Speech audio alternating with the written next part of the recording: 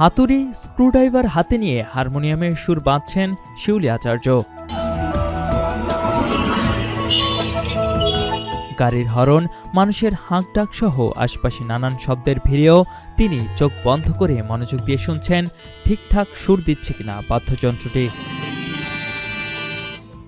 শিউলি আচার্য একাধারে harmonium, guitar, বেহালা, মৃদঙ্গ সহ অনেক বাদ্যযন্ত্রই মেরামত করতে পারেন। স্বাভাবিকভাবে এমন কারিগরি পেশায় পুরুষদের দেখা গেলেও কুমিল্লার নারী হিসেবে শিউলি আচার্য এর ব্যতিক্রম। ৮০ বছর পুরনো কুমিল্লা নগরীর রানীর বাজারের তারক মিউজিক্যাল হলের স্বত্বাধিকারী শিউলি আচার্য রাষ্ট্রবিজ্ঞানে স্নাতকোত্তর ডিগ্রি নিয়ে পড়াশোনা শেষ করলেও তিনি পেশা হিসেবে বেছে নিয়েছেন বাদ্যযন্ত্র মেরামতকেই। বাবা প্রয়াত নিহার রঞ্জন আচার্যের হাত ধরেই হাল ধরেছেন পারিবারিক এই ব্যবসার। তার মতো এমন নারী বাদ্যযন্ত্র কারিগর আর বাংলাদেশে আছে কিনা জানেন না শিউলি আচার্য নিজেও। প্রথমে মনে করেন যখন 9-10-এ পড়তাম, বাবা বলতো যে একটু পরিষ্কার করে দিই, বাসায় নিয়ে যেত যে একটু পরিষ্কার করে দিই।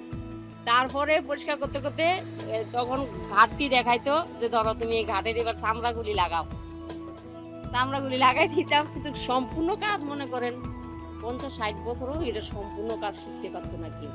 এটা ডিটেলস অনেক, এর গভীরতা অনেক। ওই একটু একটু একটু একটু কইরাই মনে করেন।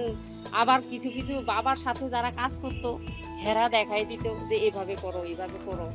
আবার টিউনটা শিখছি আরেক ওস্তাদের কাছ থেকে শিখিয়ে দিত, আগে আগে এটা ধরবা, তারপর এটা ধরবা, কানটা ঠিক রাখবা, তোমার এখানে মাইক বাজুক, তোমার কানটা থাকবে এদিকে।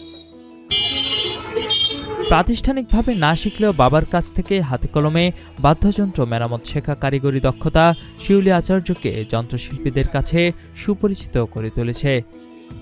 মাসে আয় হয় 50 থেকে 60 হাজার টাকা।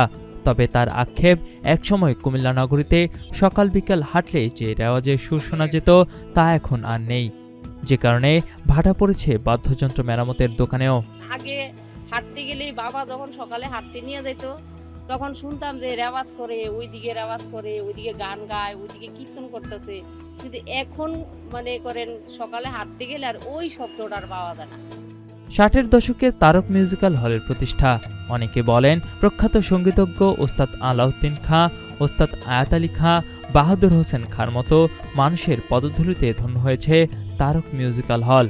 ক্ষয়িষ্ণু সাংস্কৃতিক চর্চার সময়ে এসেও একজন নারী হিসেবে শিউলির কারিগরি শিল্প কুমিল্লার মানুষের ইতিহাস যেমন তুলে ধরে, তেমনি পেশাগত জীবনে নারীদের বৈচিত্র্যময় পদচারণারও উদাহরণ। স্থানীয় যন্ত্রসঙ্গীত শিল্পীরা জানালেন শিউলি আচার্যের হাতের ছোঁয়ায় যেন নতুন প্রাণ ফিরে পায় বাদ্যযন্ত্র। সঠিক পৃষ্ঠপোষকতা এবং কারিগরি প্রাতিষ্ঠানিক স্বীকৃতি পেলে বাদ্যযন্ত্রে আগ্রহী নারীদের জন্য তিনি হতে পারেন একটি দৃষ্টান্ত। এরকম কোথাও দেখিনি যে একটা মেয়ে মানুষ হিসেবে এরকম একটা দোকানের হাল ধরে রাখা। বাট এটা অবভিয়াসলি আমাদের দেশের জন্য একটা গৌরবময়, এবং সে নারী হিসেবে যে তার যে ভূমিকা এই মিউজিক লাইনে বিশেষ করে এটা অপরিসীম।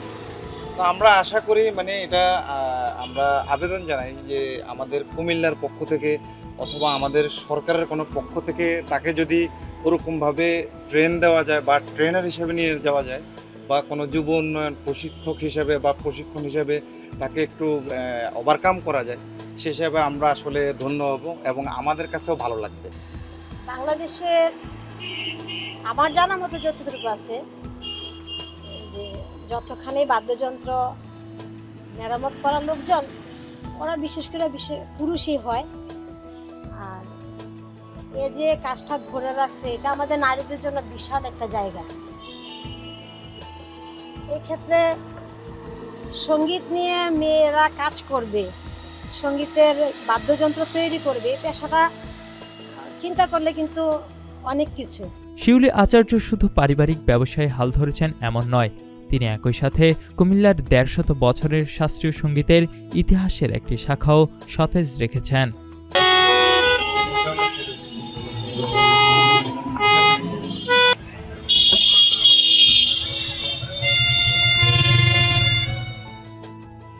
কুমিল্লার কাগজ, নিউজ ডেস্ক।